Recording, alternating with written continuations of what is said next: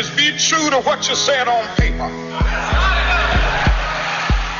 I wish that I could freely dream and be judged from within. All right, welcome back to At the Round Table with Mamley. I'm your host, Larry Ellison. The Dr. Bradley is off today. You're listening to At the Round Table with Mamley. That was quite an enlightening hour in the past hour. We want to thank our sponsor, Guarantee Rate Mortgage Company. For all your mortgage needs, give branch manager Cora Holbrook a call at area code 781-342-0252. Guarantee Mortgage is located at 75 State Street in downtown Boston, Mass. Guarantee Rate Mortgage Company, guaranteed to exceed your expectations. I want to take this quick call from our chairman of the board, Mamley there, before we get to our guest. Cliffy there. Good morning, sir. Cliff? We have Cliff? I can't hear. He's on. Cliff? Yeah, I'm here. Okay. Go ahead, Cliff. Hey, how you doing? Good. Larry? How are you, sir? I'm good. Before you start with your guests and stuff like that, Go ahead. I'm going to have a round table in the summertime, and it's going to be about the tensions between blacks and Latinos, and I wonder if you and Dr. Bradley would want to be a part of the conversation. Absolutely. We're part of the solution. So we want to be part of the solution. So I'm going to put together with a couple of friends of mine that I know, and I'm going to give you all the time. All right. So, Cliff, here's what we can do. If you want to call back at 9 o'clock hour, let's go into in depth, and we can dedicate some time to it if you have time at 9 o'clock. Okay. All right. I'll call you back at 9. Okay, and we'll run with it. All right. All right. Sounds good. All right. Thank you, sir. Thank you. All right. So I want to introduce our guests. I know Cora's on her way, but Hung Nina Nugent, and I apologize if I'm getting that wrong. Esquire. Good morning from Sheriff and Maloney PC, located at 1582 Dorchester Ave. She manages the SKM Dorchester office. She was admitted to the bar in 2003 at the age of 12. Wow. Earned her law degree at Suffolk University Law School in Boston. She performs all aspects of residential and commercial real estate conveyance. Good morning. You have a lot, Nina. You mind if I call you Nina? I feel like I'm talking. Yes, please. Okay. So, attorney. So, that's a little bit about your background, but let's let our listening audience know a little bit more about what you do and your upbringing. Get people to get to know you before we get into this. Yeah, Larry, thank you so much for having me here this morning. I want to say hello to everyone. Thank you for all of the early bird risers calling in, listening. So a little bit about who I am. I am a Vietnamese American attorney here in Dorchester. I came to the U.S. in Boston in 1980-81, right after all the resettlement from the Vietnam War with my mother and my brother. So I work, and I used to live in Dorchester since 2003. And part of my mission is about revitalizing and improving where I live and work. And so that has been my goal and mission for a good 20 plus years. And even before that, I've been involved with Community Development Corporation to revitalize and rebuild part of Main Street, Dorchester, involving with, all of the various CDCs on taking empty land, putting home ownership housing or home ownership rentals for the community. So that's what I like to do day in and day out, and that's all I know how to do, because my kid says, all you do is work. I was like, well, that's what I'm good at. With real estate, this is my passion, and we always hear people say, when you do something you like, it's no longer work, right? And part of, what I like to do as part of my mission is to continue with the home buying education. And, I came here with nothing, and I've been so fortunate that as part of the American dream that I was able to buy a home when I was 20, right? And how do you do that at 20 years old? So I always tell people, there's so many resources out there. This is a matter of bringing that resource, giving that education back to our community so that they have access to that information. And providing that information access allows them to open up a lot of opportunities. And so I, try my best constantly just to do first-time homebuyer classes on various platforms. A lot of realtors out there They host first-time home buyer classes that the community is not aware of. All of these are free. It's just a matter of getting access to them, right? And same way that NAMLO is able to provide this platform of being able to bring a real estate attorney on to give that information to the community. Well, you said quite a bit there, and you're right. Your story is very similar in mine, since I'm not a lawyer. Is that I bought my first home when I was 19. It was the first one in my family to ever own a home, and thought it would not be attainable, especially at that age. But it was the mentoring that I received from Charlie Dickinson, who's no longer with us. When I was a police cadet at 18, he was in real estate, and it really fascinated me. My grandfather, growing up, I spent a lot of time with him in Mississippi in my summers, and he always owned land. And what struck me was that, he could do whatever he wanted with that land. And as a matter of fact, he had trees, and there was companies that would pay him for his trees so they could mill it for paper. And I didn't understand all of that. But the fact that it had done so well for him, that he was his own boss, that I never saw him going off to work for somebody else. He worked hard every day, but it was for his own and his family. And that stuck with me. But it, a lot of ways, it freed him, because no one could come and tell him pretty much what to do with his home, or whether the rent was going up. There were taxes and stuff, but the independence, I guess, is what he was able to bring to himself and his family. And you hit that right on the nail. I mean, I always talk about what's the difference, versus owning your own home, and the difference of renting the apartment, right? Because when you're renting, you're no longer actually using the money you pay month to month towards your financial independence. That's right. You're trading that to the landlord. Yeah, and you're right, because, not to cut you off, at that point, I get realtors. I mean, not realtors. I guess the realtors as well. They go on the registry of deeds and find out who owns homes and such, right? And I get these notifications all the time, asking me if I want to sell properties that I've had, and then they show what I paid for it back in 1987 and what what it's worth now. It's amazing, because I mean, at the time, I didn't know that there was going to be this type of return on real estate. Like I said, no one in my home other than my grandfather owned property, and to see, thinking about what you just said, if I had put that money in the bank, I remember my first summer job. And I got my summer check, and I went to the bank, because my mom was a firm believer of put your money in the bank. I went back 2 weeks later. Right, thought I was going to be rich, Nina. I think I had 16 cents or something like that in interest, right? I'm like, what kind of mess is this? I put more in there, and I'm thinking it's going to at least double, right? And it didn't. But real estate has been quite well, has done quite well for me. And clearly it has done the same for you. So let's talk a little bit about that. So you mainly practice in real estate law, is that correct? Correct. So the beginning of my career, I've done other types of law, but real estate is my passion. Okay. I believe that helping our people or community is a pathway to wealth, right? You're building the equity. We talk about how do people get passive income. How do we get out of the 9 to 5 grind all the time? Right. And you have to start the difficult journey of buying a home. It's not easy. If it was easy, everybody would buy homes. It's not easy. But if you put your work into trying to save up, put the down payment, and then there's other programs out there with the city of Boston, the Boston Home Center, that gives down payment assistance. There's all those programs out there that help a first-time home buyer.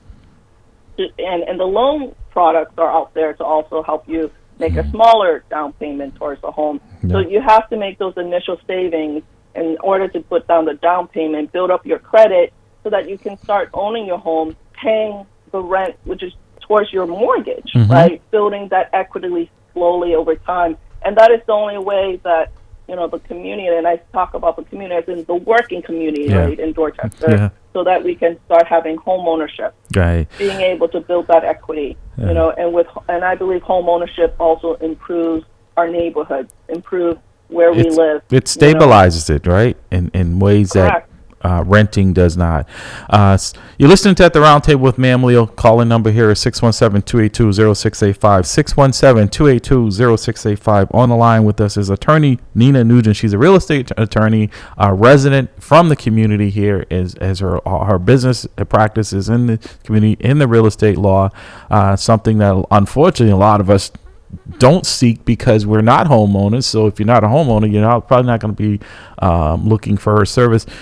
Nina, it's interesting when I'm talking to you. It's like someone I've been knowing for all my life, because our stories are very similar.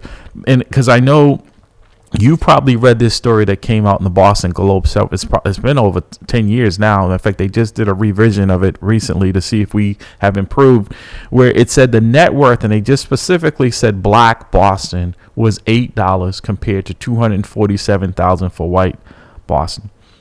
And when it first came out, right, the net worth, a lot of my friends who were renters and not homeowners were like, see, Larry, this is what they talk about, is that, white America gets these good jobs and all that. And I immediately said, folks, it's not the job.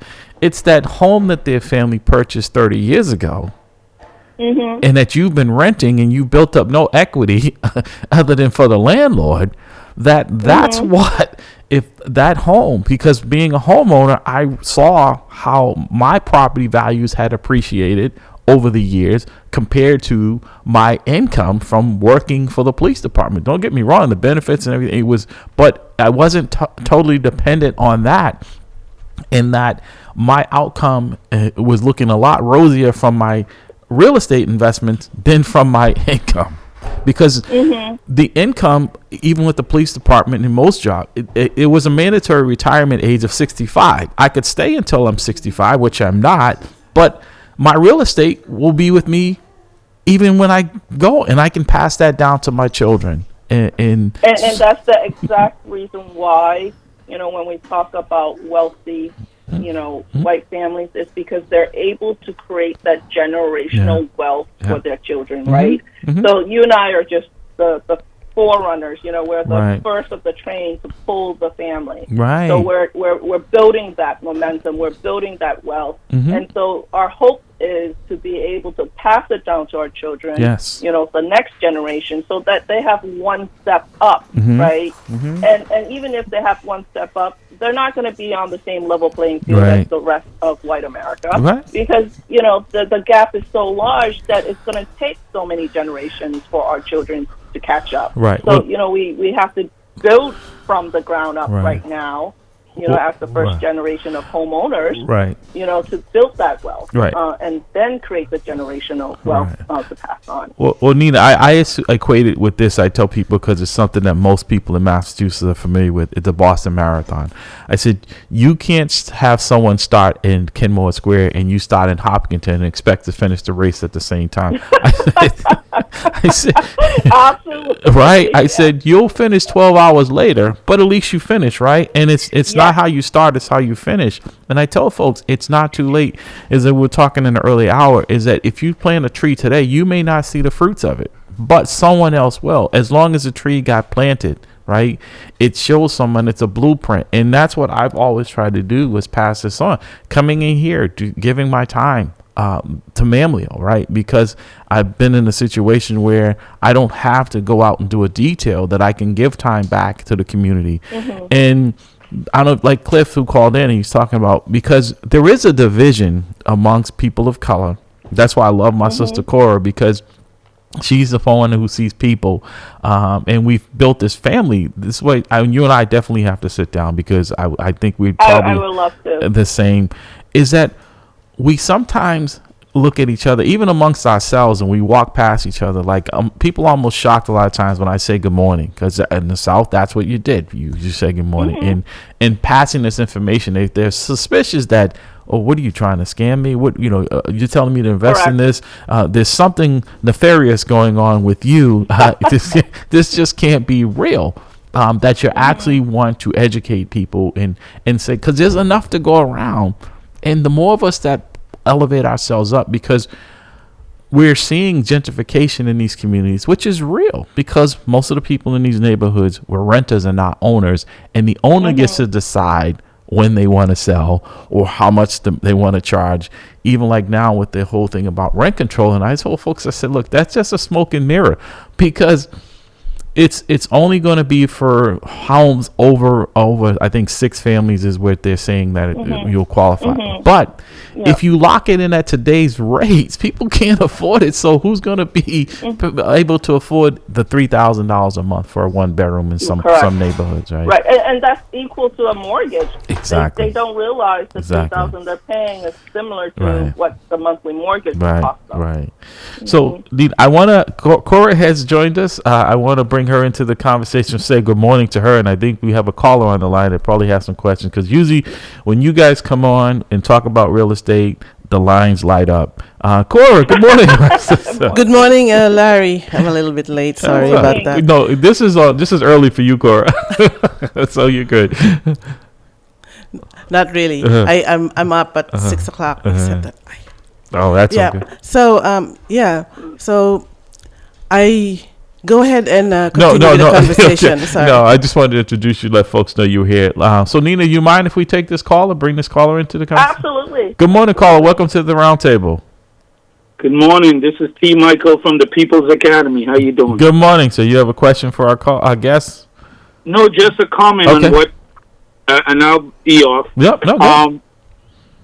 Part of what I wanted to say is that one of the reasons why that black folks have not elevated like they should, especially around real estate, is that the ones who are in a position with the knowledge, they don't hold these town meetings or these meetings to share that information, to say, this is how you get through. Because for me, I bought my first triple-decker. I was 22 or 23 years old, coming out of the union. So that's been the breakdown. That was my comment. No, Nina, what do you say to the caller? No, I absolutely agree, and I think that, part of what it is, how do we get the information, the classes? There are a lot of home buyer classes that's run throughout, the Boston community. Yeah. But, are we running the classes at times when people can get them? We have so many challenges and obstacles. Part of one of my colleagues, Eric Lindsay, whose office is Keller Williams on Blue Hill Ave, he ran a first-time home buyer class on a Friday night at 6 p.m., right? And I was part of that. But I said, I'm not going to lie, it's a challenging hour because people are getting out from work. They got to rush home to feed their kids. It's the end of the week. And I said, and then he's like, you're right. And then he shifted. A few months later, he had a class on a Saturday morning, right? 11 to 1. And, the turn out, became like exponential. People were more available. So, part of what we do is we have to not only bring the information to the community, but we also have to recognize the challenges for them to come to get the information, right? Yeah. So, and not to with this whole new thing with Zoom, I see a lot more people are going to that because people can do it from where they are, right? And it's just as effective. Yep. And like I said, even with our organization, we do our meeting in person, but also Zoom. And I see there are more people on the Zoom because if you're in your car or if you can't drive in or you're just not feeling well and you don't want to be around a bunch of people, you can still participate in it. And so it has increased. And people have gotten comfortable with it. They don't have to. Can I make one last comment? Sure, go ahead. Yes, and so I can jump off and listen.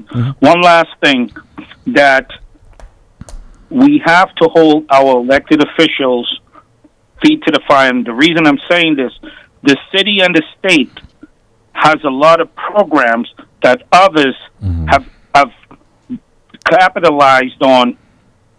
For instance, like the CDCs. Yeah. They're giving city-owned properties money to purchase this, fix it, then collect the rent, all under the guideline of affordable housing and things like that. So if our elected officials would do their due diligence and help us to position ourselves to get these properties That's a start. That's just one of the start. Larry, great show, and I will be listening. Thank you, and support the People's Academy. Absolutely. Thank you, sir. So, Nina, like I said, and I just want to jump in on that quickly. Absolutely. Was that, and just for an example, we can do a lot as the leadership community to bring the information, but it also requires the individual, right, to want it. I mean, I was living in housing out in Brookline when I commuted by train, bus to make it to a Maha class on Dorchester Avenue in Ashmont by 6 p.m. after my work and school shift, right? And you imagine like a 19-year-old at that time, I wanted to get my family out of housing. I wanted to get my family into a home, anywhere, home anywhere, because the rent was so high, we couldn't afford it anymore. And they said, well, the only way you can access the City of Boston down payment assistance to buy your home plus closing costs is you have to get a first-time home buyer certificate. And the only people who were running the program at that time was Maha, right, in Ashmont station. And I said, oh, how do I get there? I had no car, but I figured it out, and I went for 3 weeks straight, and it was super difficult. I mean, and you remember the streets in Dorchester in the 1990s were not as safe as it is now. No, right. And to your point there, like you said, that knowledge, I sold my first home at 20. I bought a couple, and no one told me about capital gains and things until I went to see my tax guy, and I learned the hard way about there were things that you could do to protect what you were making, right? So you weren't just paying it out. But I mean, and I passed that experience on to others, saying, what I learned. I was self-taught in a lot of ways because there was no one around me that was in that field. So that's why I appreciate what you do, what Corey do with others who are in this, who are willing to share the knowledge that they have, like coming on here and educating our listening audience about this, because our biggest fear is the unknown. It's not owning the home. You find out that you're paying anyways, and the few little things you may have to do as far as repairs and things like that. It's investing in your own. And you're absolutely right. It is the fear of the unknown, and you have to self-teach a lot of this because at the time you and I bought this, there was no YouTube of how to do things yourself. I mean, I recall buying a triple decker that was run down. I had to run to Home Depot almost every day and buy books to flip them. Like, oh no, like the sink is broken. How do and and it's hard work. No one's gonna deny the fact that owning a home is hard work. But the work that you put in, your equity, the sweat equity you put in, is all yours. That's right. And once you're at a nice closing, and that's your profit, and that the money that you've been paying that would have been going out for rent. Like, I had a lady, she'd been in public housing for 30 years, and her daughter was now living in the public housing sector.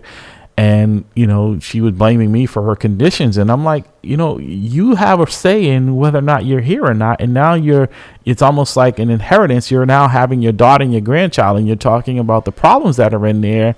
What are you doing to elevate yourself out of this? I'm not blaming you, but you're blaming me that you've done nothing in 30 years to improve your living situation.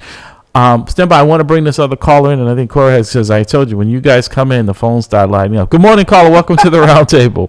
Good morning. Good morning. I'd like to ask a question for all y'all. Yeah, sure. And my question is, it's a political one. Mm-hmm. And my question is, why do these politicians, all of them, like to play this psychological mind game about talking about home ownership when some of the politicians do have homes, but yet at the same time, they're not teaching people like I, who's worked at a dead-end minimum wage job, to become a homeowner, even though I know things change within the homeownership process. In other words, how about teaching me how to fish by telling me the whole story and not giving me half a fish?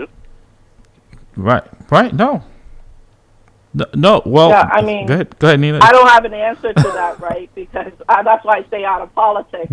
And so I feel like as an individual, what can I do for, my community? I mean, I honestly remember when I was 10 and our gas was being shut off. We couldn't afford the rent where we were staying. And I said, I have to learn how to do something different because this is not how, I want my family to be living. And I was 10 years old as a child, right? And so, it's so difficult when you're in a like a situation where you don't know anything, and where's the politicians who are supposed to help? Where's the legislation? Where's all of those resources out there? And I don't have an answer of how do we, help teach, our community to fish instead of just giving them half a fish, except leaders like Larry or people in the community who have succeeded is willing to give back to the community. Right. So caller Dick, are you a renter or owner? I'm a renter. Okay, so Nina and Cora, how do we get Ditka to be on that team of home ownership? How long have you been renting, if you don't mind me asking? Over 20 years. Right. So how much would you say you've invested in renting over 20 years? Almost, roughly. I would say about nearly $50,000. Oh, well, you've been living cheap. Oh, then. my goodness. Okay. Yeah. Oh, my goodness. Right. What I would like to say is check out the Boston Home Center with the city of Boston. There's a lot of resource in terms of information. You're welcome to reach out to me directly, helping you plugged in with the right group of people who are interested in helping people like you who have jobs, who can save, for down payment and then get connected to start on your home buying process. And Nina, if you want to give, I was going to give that at the end, but if you want to give out your contact information, feel free to do so folks can reach out to you as a resource. I think it's important. Yeah, I mean, if you actually just Google my name, Hang Nina Wynn, and I'm on Dorchester Avenue at 1582, the Yellow House. The best way is to email me at nina@weclosetheloan.com, and I'm pretty responsive that way because I work remotely, so calling the office you might not catch me, but for sure nina@weclosetheloan.com, and I'm happy to help in every way I can. And we'll post her information on our website. Cora, on the way in, standby call. Go ahead. Yeah. Good. First of all, I forgot to say good morning to Nina. Nina, thank you for gracing the show, even in a short notice. So thank you so much. I know you have a lot of wealth of information, and truly, folks should call you if they want guidance. But jumping back to what Larry said about Zoom meetings, back in before the pandemic, we were already doing it. I was involved with Housing Solutions back then, and they merged with NeighborWorks, and they do a lot of home buyer classes online. And I was privileged then to hold, in-person classes, and so we get a lot of potential home buyers who are really very craving for knowledge about how to be a homeowner. And as far as home buying is concerned, anyone can just walk in any real estate offices. Every real estate offices here in Boston and everywhere else, they have a lot of knowledge about the first-time home buyer and classes that they can attend to educate themselves. And also any lender office, they can be pointed out to the right direction as long as you ask the right question. That's right. As a first-time home buyer, you have to be upfront with them. Do you need down payment assistance? Do you need an affordable housing? And these days, affordable housing, fair housing, these are already a regular conversation among us loan officers and even real estate agents.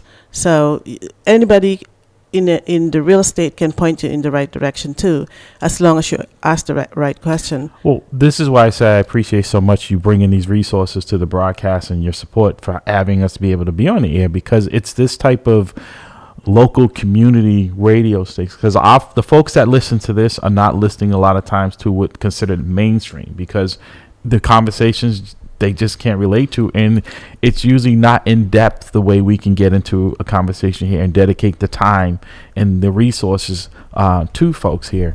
With that said, Nina, I want to throw this out there for you guys. Why should a home buyer get a lawyer? Some folks feel like they can go in there themselves and it's just easy, but there's a lot of documents. So before we let our caller go, because he may benefit from this knowledge as well, because we're going to get him in the home ownership, not the renting. So let's let up. She's got some advice for you. I mean, I never tell people I'm a lawyer because I'm scared of lawyers myself. Because you should always, I mean, anytime you talk about lawyers, that automatically the first thing I want to do is start charging you a lot of fees. That they went to school, they got an expensive education, so they have to repay that education. And I feel sad when my own colleagues, approach it that way. But there are still a lot of very, very good lawyers out there who does it because they are passionate about using their knowledge, using what they learn to help, the community, to help the people, right? So a lot of times people are like, you don't charge enough, you do so many. I'm like, because I don't live a wealthy lifestyle. I don't live beyond my means. I live comfortably so that I could do things like this. Giving my time to the community, giving my time back to my temples, giving my time to those who need it, right? So part of what it is you balance the time that you give to the community, plus your work, plus your family. And so I always say, you got to find the right lawyer, right? You have to also find the lawyer who's passionate about the work, that is actually only focused on real estate, because not all law is the same. Right. Like, it's the same way as a doctor. You can't go to a heart doctor when you have something wrong with your brain. Same thing with an attorney. Any lawyer who says that, they do everything, they might have a general knowledge, but they might not have all of the specific knowledge, specialty, in order to assist you. Right. I only handle real estate day in, day out. I sleep, eat, breathe real estate. That's all I do. And I answer all my calls 24/7, which is to the detriment of my kids, because they're like, you're taking time away. But because I feel like if that call comes in and I can alleviate a question that, the client has that can calm them down, then I've done my service. Right? So that they're not stressed out, they're not anxious about, some financial concerns, because real estate is a financial concern at the end of the day, right? The decisions they have to make, the process is very daunting to buy a home. So you want to work with an attorney that knows real estate and also all the contractual obligations, and we can segue into talk about what kind of documents and contracts are out there. Yeah, sure. And just to follow up on what you just said right quick, and Cora wants to weigh in, you're absolutely right, because I tell people sometimes the lawyer's fee is a lot cheaper than the cost for not having found out if there's some deficiency, if there is some liens on the property and taxes owed and such. So that it may seem like, wow, like people want to drive around without car insurance, and then they get into it. It may work for a while, but then when you get into an accident and you don't have it, you're like, man, you can't go back and do it retroactively. So right. And if I may also add, it's always better to know your legal rights before jumping into buying a house. When you apply for a home, you will be getting into a purchase and sale agreement before you even get the loan, right? And having a lawyer represent you is always better. Like Larry said, you don't want to run into an accident and then find out, I need a lawyer. I should have educated myself. But so that's the advantage, really. And Nina is one of the best lawyers that I've known, and who's really always there to help, and before they even get paid. Remember, lawyers in the real estate transactions are paid at the end. Sometimes they don't even get paid if the deal fell apart, because the house is not, and they've already done their work in the real estate, the purchase contract, and then they don't get paid. And I really admire that about Nina and all the other lawyers that we work with. But having a lawyer protects your legal rights, and you will understand your legal rights. If there's anything about the house that you want to be put into the contract, the lawyers will make sure that they add that in and protect your rights. And even after the transaction, I run across a lot of clients after the loan is closed. They call me, and then of course they go back to the lawyer about if there's any encroachment on the property. Sometimes the neighbors put their fence even an inch from the line. The lawyers, and there are other I mean, the lawyers can point you to the right direction about that. Right. All right, Clara, thank you. I hope that was informative. And we're going to post her information as well as Cora's. We always do at the top of the hour. We always give out Cora's information. But we're going to post that on our website, on the Mamleo website, Facebook page. And so you can get this information, this valuable information, and consider these folks as this broadcast as a resource. Thank you, caller. Appreciate it. And continue to listen. You're listening to At the Round Table with Mamleo. The calling number here is 617-282-0685. 617-282-0685. On the line is our guest, Nina Nugent. She is an attorney, and now she is a friend, part of the family. She's with SKM Title and Closing Services, PC, located at 1582 Dorchester Ave. And always happy to have Cora Holbrook and company in studio here this morning. Cora is the sponsor of At the Round Table with Mamleo. If you want to be a sponsor, it was a call. It's worthwhile, because I can tell folks, I don't get paid. Dr. Bradley doesn't get paid. Pastor Hobb doesn't get paid. We donate our time, but there is a cost to operate this program. But we do it for the community. We have issues that we deal with, but we do it for the community. So we are so grateful for Cora. And then when she comes in, Dr. Bradley was disappointed because he knows she always comes with goodies. He took the day off today. But these are the type of relationships, and I mean this with all sincerity, since I've known Cora, and I've had colleagues and friends who have utilized her service, and they all continue to refer others, as I do, to her. And it's a change to the point, Nina, you were discussing as well, is that once you know someone's work and you get comfortable and you know that they're going to do what they say, like Cora does, and I'm sure like you do, you start funneling. Like I said, you do the volume. Sometimes people have one bad experience, or they go to an attorney, things don't work out. That's going to get out there as well. And so you might have gotten paid for that one, but if you do the right thing, as you two ladies do, and people are referring, you're going to be fine. Like you said, you may not get rich, but it's not always in the riches as financial. Sometimes it's the benefit of getting the work done and someone else benefiting from it. So I just want to say thank you both for that. And you wanted to elaborate a little bit more on things that people should be doing in the legal when it comes to the legal representation. One question I have for you, Nina, and Cora as well, title insurance is something that they're not familiar with. I know on certain properties, if I weren't putting down a certain amount, it was required. But what doesn't get talked about as much is that once the equity in there gets to a certain amount, the title insurance is no longer required. Or if you put down more than you need to, I should say, title insurance is not required. But a lot of times people don't tell the buyer that, and they're still paying title insurance when they could have walked a phase out of it. There are two things, Larry. Mm-hmm. Mortgage insurance is the one that goes away. Title insurance is a one-time cost. Right, mortgage insurance. It's actually the most expensive. Title insurance is really the most expensive, but it is a protection for life, right? Nina can tell you more about why there is an owner's policy and why there is a lender's policy. Okay. And why there is a need for a title insurance. All right. So can you help clear that up for us? Yeah, absolutely. So under the actual Mass General Law statute, when you buy a home, closing attorney, which is sometimes called the bank attorney, settlement agent, closing attorney, there's different names, labels, but at the end of the day, it's the attorney who runs the title under the statute for 50 years prior to the closing date to actually certify that the title is clear and free, marketable. So that's the best you can get when you buy a home, is that no one is going to come back ever after you close on this to challenge the title. So right? let me just interrupt you. That when you say clear and free and marketable for our listening audience, can you define that a little bit more as to what that means to that person? I know you were getting into that, but the nuts and bolts of what that means, that in that language, in those terms.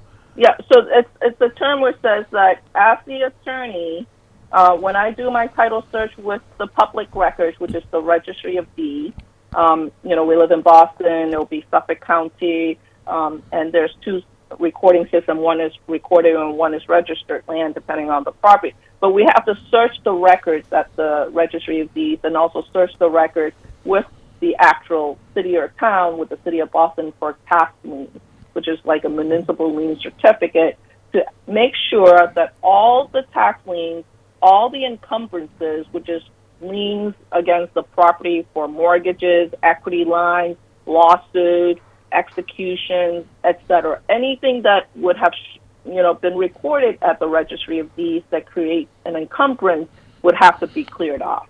Okay. So the purchase and sales agreement contract we would always want to make sure that as the buyer, you're entitled to free and clear marketable title. Okay. That means that the search for the last 50 years prior to the closing has been run against all of the public records at the Registry of Deeds and with the City of Boston to say that there are no liens. But if there are, for example, we deal with homes that have been in foreclosures in Dorchester a lot, or homes that have passed down from generation after generation without actually a title or a deed recorded. So then now you have to track down who actually owns it from 4 generations ago. I mean, I had one where there was 26 heirs. Wow. And we were missing 10% out of that transaction. And that 10% was just gone. They don't know the whereabouts. People's moved on. And it can happen when a home has been owned in the family for generations after generations, and people have passed away and nobody knows the whereabouts anymore. Family might not even talk to each other. So we run this title to certify back to the buyer to say that, the public record shows that all the title is clear. If there's encroachments like Cora mentioned, or easements that are shown on the plans, which is a plot plan that shows the boundary of the property and the driveway and the house, then we can also say, hey, there's a shared driveway. And that happens a lot in a lot of the homes in Dorchester where you have 2 houses sharing, one big driveway, and, the driveway can't park the cars unless they're both shared and no one can put a fence. And then you'll have one owner who comes in and also put up a fence and now nobody can park. So we look at all of the plans, all of the titles to ensure and certify back to the buyer that it is free and marketable. Now, sometimes... No, go ahead. Finish. Yeah. So sometimes the title might not be free and marketable, and you could only get what is called insurable title by a title insurance company. And that comes up, in instances where we know, for example, that in the chain of 50 years, there's a mortgage from, Fleet Bank, which no longer exists, because they merged with Bay Bank, they merged with et cetera, and then they became Bank of America. Yeah, okay. Yep, right. But the discharge is just not there. It's just missing. But we know that the mortgage is, paid off. So the title company says, that's fine. Go ahead and close on that. We'll make a notation that that is outstanding, but the title company will come in and basically what they will do is indemnify against any losses that would result out of that missing document. And that allows the buyer to purchase the property and the seller to sell it. Because there are instances when the title cannot be free and clear marketable for 50 years, especially in foreclosed homes, because the laws change. There's title statutes, regulations that just says, sometimes when a foreclosed property foreclosed and they have not provided all of the various, documentation to show investor A foreclosed on the house, and then they sold it to B, C, D, and then all of a sudden became Z who is selling out the property. But the title company will assess the risk, undertake all of the records, and saying, we're satisfied that we could establish a chain of title to allow title insurance to be issued so that the buyer is protected. So the future of it, after the day of the closing, anyone who comes out of the woodwork says, hey, you don't own that house, I do because of X, Y, Z, you have an owner's title policy that you pay once at the time of the closing that protects you for the entire time that you own the home. And then there's increased value with the owner's title insurance on the value of the property that the title company will protect you. They will then hire lawyers to defend you. They will then undertake to clear out the title so that you don't lose your home and you don't lose the value of your home, and you're not also paying for legal fees to defend your title. So a couple of follow. I know. No, it's no, it is. But this is why you should have an attorney, right? A reputable attorney, because these are things that the average person, and even listening to it now, would not know where to begin. So just a couple of follow-ups on what you said as well is that in most instances, if not all, if you are getting a loan from a bank, the bank is going to require that these things be done. Matter of fact, they will have their attorney as well. So even though you have your attorney and you're borrowing money, the bank has their lawyer looking out for their interests. So they're going to require that these things get done anyways to protect their interests as well. Is that not a fair assessment? That's correct. Yep, that is correct. And sometimes the bank's attorney can also be the buyer's attorney because the bank's attorney and the buyer's attorney's interests are similar, right? They both want free and clear title. Exactly. They both want the title to be insurable. So, if, and I work with Cora and she knows I would then offer my services to help the buyers on their purchase and sales agreement, and I don't charge for that service so long as I end up doing the closing. So I get paid once for the work that I do, both for the buyer and the lender. Yeah, it's actually more. Go ahead. Yeah, it's actually more beneficial if we just have the same lawyer that the bank. The borrower. We always ask the borrower if they are okay with the lawyer that is recommended to them. Right, because sometimes there's a list where the bank is accepting and maybe on their list. And it doesn't. What I always say is the buyer and the lender, we're on the same side of the table because it doesn't benefit us if we put one over the buyer, right? Because if they lose, we lose. Right. If they win, we win. So we always want things to be in the right direction. Right. So it's more economical if we use the same lawyer to close, who represents the buyer, to close the loan as well. So Nina, Cor, what happens in this instance? Let's say we get that title and we get that insurance, right? And someone who didn't realize it at the time, and then they go and record a lien on the property that was really belonged to the previous owner. Does that protect this individual if they've gone through all of this and they've gotten this insurance? Does that protect them from this lien that was really, it's not theirs, but now someone files it because the property, you're the new owner? Are you responsible for that? Well, it's a little bit of a tricky question, Larry, because it depends on the validity of that lien. So let's just say, you just bought the home and there's a lien that's filed against the home against you. Well, is the lien as a result of something that happens to your credit or your lawsuit, etc.? So they can't just file a lien unless it's actually something that substantially supports that, right? For example, often liens come up where a person has failed to pay the credit card, and the credit card company will hire a law office, and they will put what is called a global lien. Okay. They will file at Suffolk Registry, and they don't even care if you own a house or not. They don't know, but they will file at Suffolk Registry to encumber anything and everything you own in Suffolk County for a credit card lien. So if that happens, if we were to search the title and that lien has showed up, like if you had owed a credit card company money and didn't pay it, it shows up, we would have run the title and wouldn't allow you to close on it until that has been resolved, because it creates a encumbrance against the title that we're supposed to certify the bank that there is no liens against not just the seller, owner, but also the buyer. So, right?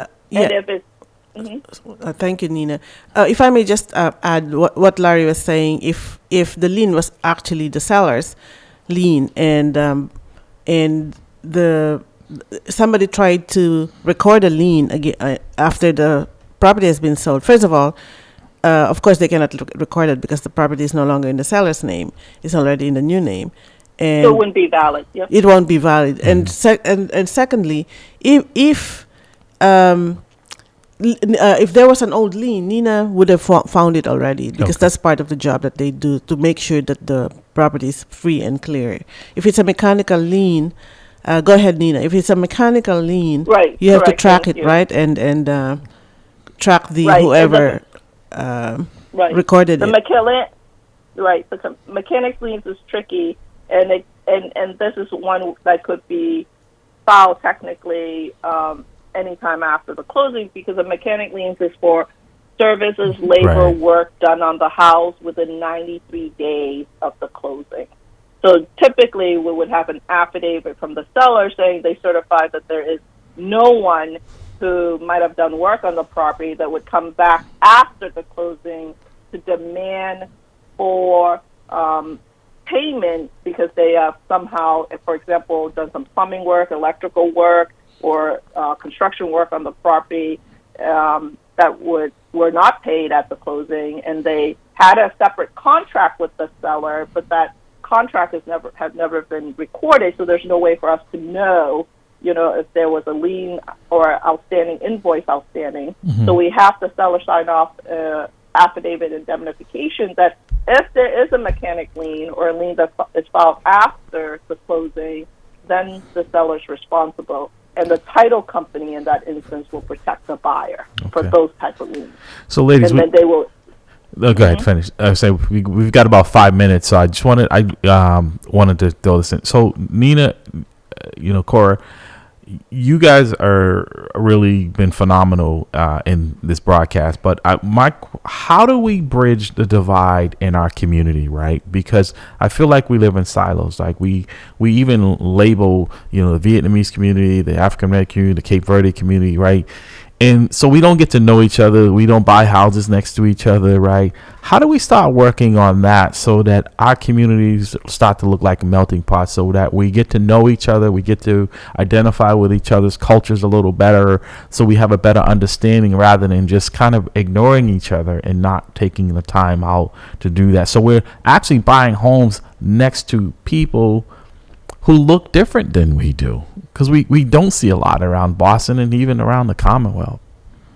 I mean, like this one holds dear to me, mm-hmm. and I, when I tell people I don't see people with color, and people are like, oh, you're BS. Yeah, I'm like, my kids are Latino. Mm-hmm. Like I don't see, my kids as Vietnamese or Latino or whatever. For me, there's only two type of people. Good people and bad people. I like that. Yeah. There's a line, very clear line, mm-hmm. where you're a good person or a bad person. It doesn't matter what color you are, or what gender or whatever you are, mm-hmm. right? So how do we start shifting that mindset mm-hmm. of this divisiveness of color, of gender, of all of this stuff? And it's so hard. It's so hard. And I learned from my 15-year-old where he says, Mom, you know how scared I am to go to this place? Mm-hmm. And I say, why, buddy? He goes, look, my skin is dark, and you're white. Like, he associates my light skin as white. Mm-hmm. He goes, they look at me differently. I feel it. And that takes me aback, and it's hurtful, because I, as the mother of a dark, skinned boy, can't even recognize that.